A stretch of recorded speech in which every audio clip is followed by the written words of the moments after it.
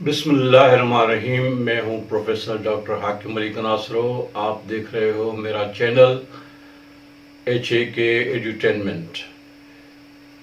اس سے پہلے کہ میں آگے جاؤں کچھ چیزوں کو آپ بتاتا ہوں۔ آج جن موضوعات پر میں آپ سے بات کروں گا وہ ہیں اسرائیل کی عمران خان کی حمایت، اسرائیل کی طرف سے عمران خان کی حمایت، 3 بڑوں کی پیشن گوئی سچ ثابت ہوئی، 90 دن میں الیکشن کروانے کی ذمہ داری الیکشن 2023-24، نگراں حکومت کی تشکیل اور آنے والے دنوں میں خدشات، اس کے بعد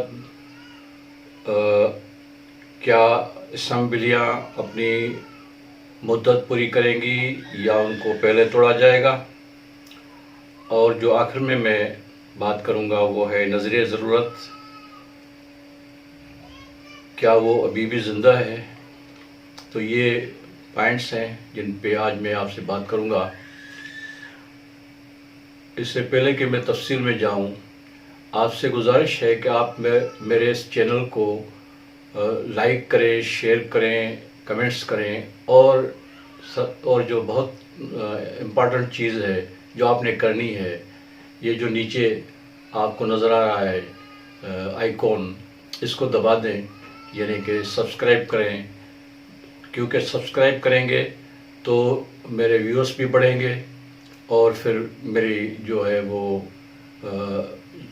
جو ہے ایک تمنا وہ پوری ہوگی، اور وہ اگر پوری ہوگی تو میں آپ کی ساتھ رہوں گا اگر آپ چاہتے ہو تو۔ مہربانی بھائی۔ سب سے پہلے جو پوائنٹ ہے وہ ہے اسرائیل کی طرف سے عمران خان کی حمایت۔ اب اقوام متحدہ میں اسرائیل کی جو نمائندہ خاتون تھیں، اس نے جو تقریر کی، اس تقریر میں اس نے عمران خان کا نام تو نہیں لیا، لیکن پاکستان پہ اسرائیل نے جو تنقید کی پاکستان کے ہیومن رائٹس کے وائلیشن کی وجہ سے، تو اس پہ بات کرتے ہیں کہ بھائی اسرائیل جس کا ذکر اس سے پہلے بہت سے لوگ کر چکے ہیں، عمران خان پہ ایک سب سے بڑا ایک یوں سمجھو کہ جو ایک الزام ہے جس کا اس نے کبھی بھی تردید نہیں کی، اس الزام کا اس نے جواب نہیں دیا، وہ یہ ہے کہ وہ یہودی ایجنٹ ہے، یہودیوں کے لیے کام کرتا ہے، اس کو یہودیوں نے انسٹال کیا ہے۔ یہ میں اپنی طرف سے نہیں بات کر رہا، یہ پاکستان کے 3 بڑے لوگ تھے جنہوں نے گاہے بگاہے یہ باتیں کی ہیں۔ حکیم سعید جو گورنر سندھ بھی رہے اور ہمدرد فاؤنڈیشن کے وہ روئے رواں تھے، تو حکیم صاحب نے اپنے ایک کتاب میں لکھا، ایک صفحہ لکھا عمران خان کے بارے میں، اور اس میں سیدھی سی بات لکھی کہ یہ ایجنٹ ہے اسرائیل کا، اور اسرائیل کے کیا عزائم ہیں، کیا مذموم عزائم ہیں، وہ سب ظاہر ہیں، عیاں ہیں، سب کے سامنے ہیں کہ وہ پاکستان کے وجود کو برداشت نہیں کرتا اسرائیل، اور وہ چاہتا ہے کہ پاکستان ٹوٹ جائے، پاکستان کی فوجی قوت کم ہو جائے، پاکستان کبھی بھی اپنے پاؤں پہ کھڑا نہ ہو۔ اسرائیل، امریکہ اور ورلڈ بینک اور IMF، یہ سب چیزیں ایک ہی کڑی میں پروئی ہوئی ہیں اور ہم پھنسے ہوئے ہیں، اور اس پھنسی ہوئی پوزیشن میں جو کام عمران خان نے کیا وہ بھی کسی سے ڈھکا چھپا نہیں ہے۔ تو بھائی اسرائیل کی طرف سے یہ جو بیان ہے، اس پہ بڑی تنقید جاری ہے، اور اس بیان نے یہ بات ظاہر کر دی کہ بھائی اسرائیل کو خود اپنے مظالم جو فلسطینیوں پہ مظالم کرتا آ رہا ہے وہ نظر نہیں آ رہا، اس پہ کبھی بھی اسرائیلیوں نے ان کو ان کے مظالم کو، اپنے کیے ہوئے ظلم کو وہ کسی بھی خاطر خواہ میں نہیں لاتے، اور پہلے سے زیادہ بڑھاتے جا رہے ہیں ان مظالم کو. تو اب ان کو پاکستان میں جو اصل میں حقیقت میں جو پاکستان میں 9 مئی کا واقعہ ہوا، اور اس کے بعد جو ایک بات چلی کہ بھئی کیونکہ فوجی تنصیبات پہ حملے ہوئے ہیں، فوجی پاکستان کی فوج جو ایک طرح سے سمبولک فوج ہے، اس کے اگر گھر میں گھس کے اس کو جلایا جائے، توڑا جائے، تو اس کی جو ایک دھاک تھی، جو ایک وہ تو ختم ہونے جا رہی تھی. اور یہ تو انڈیا اور اسرائیل ان کا خواب تھا کہ پاکستان کی جو فوج ہے وہ اپنی قوت، اپنی طاقت جو ہے وہ کھو جائے.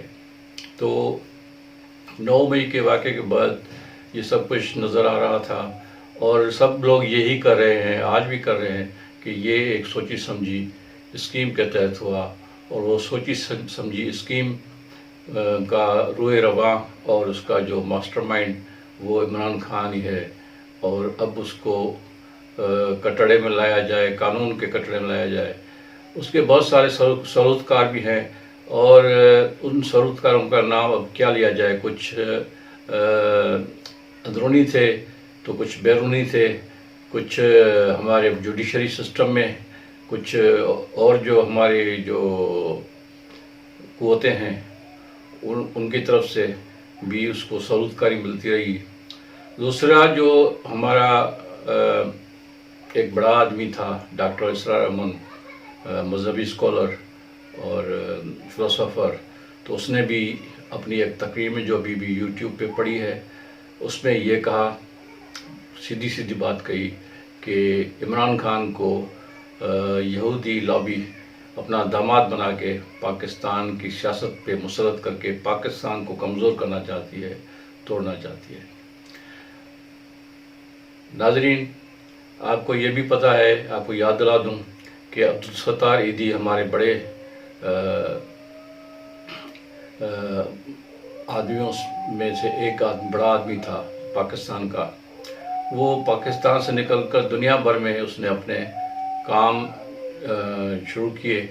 تو بھائی وہ بھی ایک ہے جس نے یہ کہا تھا سیدھا کہ عمران خان کن کے لیے کام کرتا ہے، اس کے پیچھے کون سی لابی ہے. تو یہ بات ہے سیدھی. تو اسرائیل اور اس کا بیان اور اس کی لنک عمران خان کی طرف سے بالکل اسی طرح سے عمران خان نے اپنے لفظ سی لیے ہیں، اس پہ کوئی اس پہ بات نہیں کی، اس نے کوئی ریئیکشن نہیں دیا. اسرائیل نے جو کہا اس کو یہ بھی اندرونی معاملہ ہے، تم کیوں اس بیچ میں پڑتے ہو، تو اس کی بھی زحمت اس نے گوارا نہیں کی. اگر دیکھا جائے تو عمران خان سے بہت سال پہلے انڈین چینل پہ جو ایک عدالت دکھائی جاتی ہے، اس میں بٹھایا جاتا ہے، اس پہ عمران خان کو بٹھا کے جو اینکر تھا اس نے کہا تھا، ایک سوال کیا تھا، یہ جو تم اسپتال بنا رہے ہو شوکت خانم، یہ تمہارے جو سسر ہیں ان کی ایک فارماسیوٹیکل کمپنیاں ہیں، تو ان کمپنیوں کے تجربات کے لیے، انسانوں پہ تجربات کرنے کے لیے وہ اسپتال اس لیے بنایا ہے. اس پہ عمران خان بڑے تشویش میں پڑ گئے تھے، اور اس کو کہا کہ یہ سوال مت پوچھو اور آگے چلو. تو مطلب یہ ہے کہ بھائی یہ بھی ایک طرح سے چپ کرنا، سوال کا جواب نہیں دینا، اور اس کو یہ کرنا کہ آگے چلو، اس کو چھوڑو اس سوال کے جواب کو. تو یہ ایک طرح سے اعتراف تھا بہت سال پہلے. لیکن پھر بھی ہم نے دیکھا کہ کیسے عمران خان پاکستان میں اس کی سیاست میں مسلط کیا گیا، اور کیسے کیا نہ ہوا. اب کون سے شکوہ کریں، کس سے کریں. تو بھائی آگے چلتے ہیں. اب آتے ہیں الیکشن جو ہونے ہیں. اب جو حکومتیں چل رہی ہے، پی ڈی ایم کی حکومت چل رہی ہے، اب اس کے دن رہ گئے ہیں.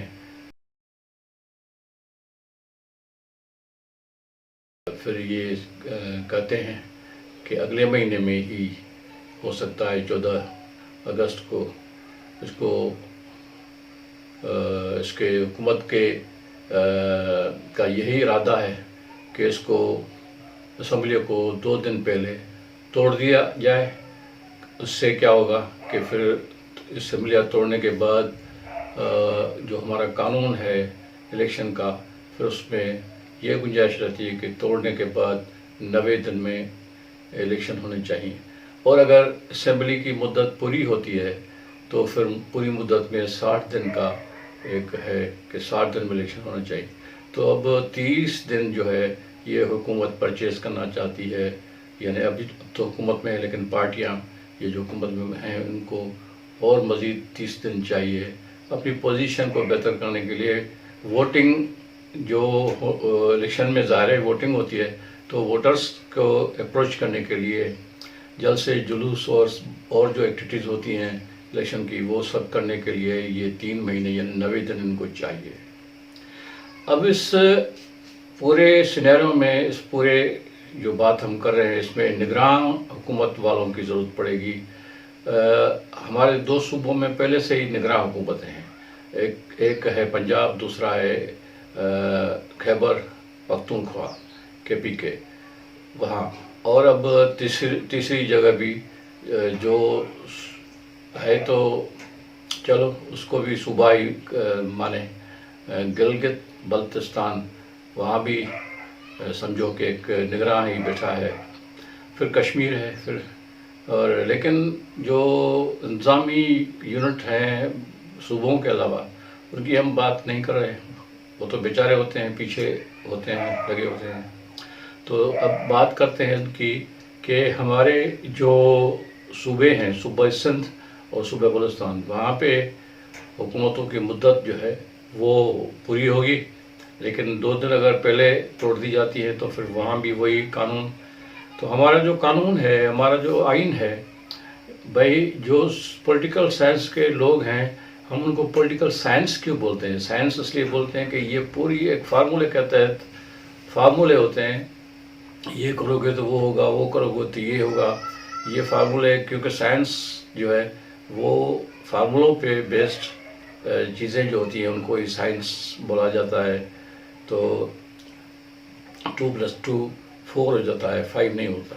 لیکن اسی وجہ سے ہی اب سوچا سمجھا جا رہا ہے کہ نگراں حکومت اگر الیکشن نہ کروائے اور بیٹھ جائے، اور جیسے خدشہ ظاہر کیا جا رہا ہے ہمارے بہت سارے اینکر کی طرف سے، میں نے سنا جاوید چودھری کہہ رہا تھا کہ اگر IMF یہ کہے کہ بھئی ہمارا دیا ہوا پروگرام جو ہے 9 مہینوں کا، پہلے اس پروگرام کو چلاؤ، اپنی اکنامی کو ٹھیک کرو، پھر الیکشن کرواؤ، تو کیا یہ ممکن ہے کہ نگراں حکومت جو بھی ہے وہ بیٹھ جائے؟ تو پھر اس کے بعد اگر ایسا ہوا تو پیپلز پارٹی اور نون لیگ اور مولانا فضل الرحمان اور جو دوسری 11 ان کے جو ہیں رفقائے کار ہیں، جو الائز ہیں، ان کا کیا ہوگا؟ وہ کیسے سوچ رہے ہیں؟ کیا ان کو کوئی تشویش ہے اس طرح کی؟ کیا اس طرح بھی ہو سکتا ہے؟ تو بھئی پاکستان ہے، کیا نہیں ہو سکتا؟ سب کچھ امکانات کی جو ہے امکانات تو ہر چیز کے رہتے ہیں اور خدشات بھی رہتے ہیں. اور اس جو یہ جو پیریڈ آ رہا ہے 90 دن کا، 90 دن کے پیریڈ شروع ہونے سے پہلے بھی ابھی 2 مہینے اور ہیں، یعنی 3 مہینے پلس 2 مہینے 5 مہینے. یہ 5 مہینے بڑے ہی یوں سمجھو کہ ٹرننگ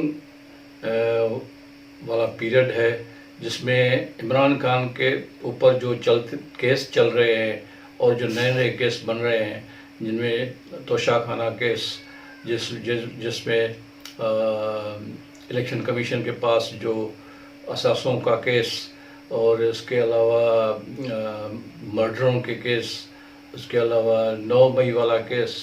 تو کیا یہ سب کیس کنکلوڈ ہو جائیں گے یا یہ کنکلوژنز نگران حکومت میں ہوں گے؟ اور اگر نگراں حکومت میں یہ کنکلوڈ ہوں گے تو پھر سیاسی اور ہماری کیا صورتحال بنے گی اس ملک کی. اور اگر فرض کریں عمران خان کو کورٹیں تو ابھی اس کو ریلیف دے رہی ہیں، لیکن اگر اسپیشل کورٹس یا یہ جو دہشت گردی توڑ کورٹیں ہیں ان میں کیس چلے گا، اور اگر اس کو سزا ہو گئی، نااہل ہو گئے، تو وہ اپنی یا پارٹی کو بین کیا جائے اگر، تو پھر کیا ہوگا. یہ بہت سارے امکانات ہیں، یہ ہوگا تو وہ ہوگا، وہ ہوگا تو ہوگا. جیسے شطرنج کی ایک گیم بساط بچھائی جاتی ہے، پھر اس پہ چالیں چلتی ہیں. تو سیاست تو ہے ہی شطرنج کا کھیل، اور وہاں پہ چالیں چل رہے ہیں لوگ اور چل رہی ہیں. تو یہ سب چیزیں ہیں، دیکھتے ہیں کیا ہوتا ہے. لیکن جو آخر میں ایک بات کرنی ہے آپ سے، کیا بالکل دفن ہو گیا؟ تو بھائی نہیں. نظر ضرورت جو ہے وہ کفن پھاڑ کے قبر سے باہر نکل آتا ہے، اور پھر بڑا ہی ڈراؤنا قسم کا وہ نظر ضرورت بن کے سامنے آ جاتا ہے. لیکن خود اللہ کرے کہ وہ اندر ہی رہے، باہر نہ نکلے، کیونکہ اس نے بہت دفعہ باہر نکل کے ہمیں بڑا رسوا کیا، بڑا خراب کیا. پاکستان کی اکنامی کو ہر دفعہ اس نے آ کے کھایا، اس نے آ کے دبایا. اور بھائی اب آتے ہیں آخر میں جو میں نے باتیں کی تھی ان سے ہٹ کے. یہ ہمارے وزیر اعظم صاحب نے کل بھی ایک تقریر کی اور پھر بہت ساری باتیں کی، اور پھر کہا کہ اللہ نہ کرے وہ اپنی خوشی نہیں دکھا رہا تھا. یہ جو IMF سے معاہدہ ہوا، کس چیز کی خوشی؟ قرضہ لیا ہے، کوئی ایسی تو کوئی بات نہیں جس پہ خوشی کی جائے. تو صحیح ہے وزیر اعظم صاحب، آپ بالکل صحیح کہتے ہو. قرضے لینے والا وقتی طور پہ تو خوش ہوتا ہے، لیکن آگے چل کے اس نے رونا ہی ہے. تو قرضہ واپس ہو پاکستان کا، ہر پاکستانی اس سے آجا ہو، اور پھر پاکستانی اپنے پاؤں پہ کھڑا جائے. لیکن لگتا نہیں ہے. آپ لوگوں نے ابھی فیصلہ کیا، کس نے فیصلہ کیا؟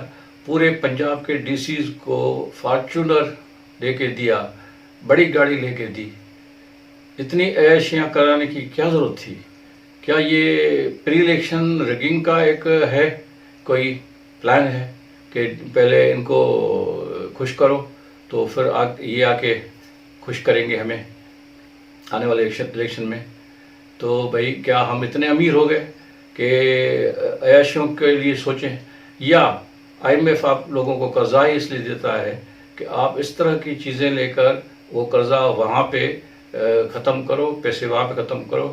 اور پاکستان تو ویسے ہی چل رہا ہے، غریب کا چولہا تو ویسے ہی ٹھنڈا ہوا ہے، اور وہ تو ویسے ہی مر رہا ہے. اور ویسے ہی پاکستان کی پاپولیشن بہت زیادہ اوور پاپولیٹڈ ہو گیا پاکستان.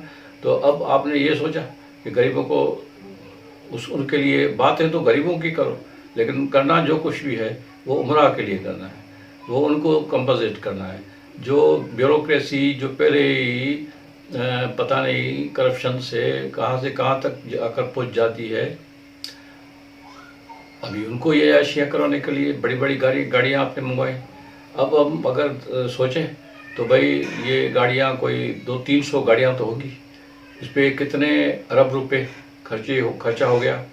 اور اس پہ ان کے پیٹرول پہ پہلے ہی ہم نے سنا تھا کہ 90,000 گاڑیاں ہیں صرف وفاق کی، جن پہ پیٹرول کا خرچہ ہے بہت سارا، اور ان کے اور جو مینٹیننس اور بہت ساری چیزیں. تو ان پہ ابھی ڈسکشن چل رہی تھی، تو یہ بات ہو گئی. تو بھائی سمجھ سے باہر ہے، بالاتر ہے.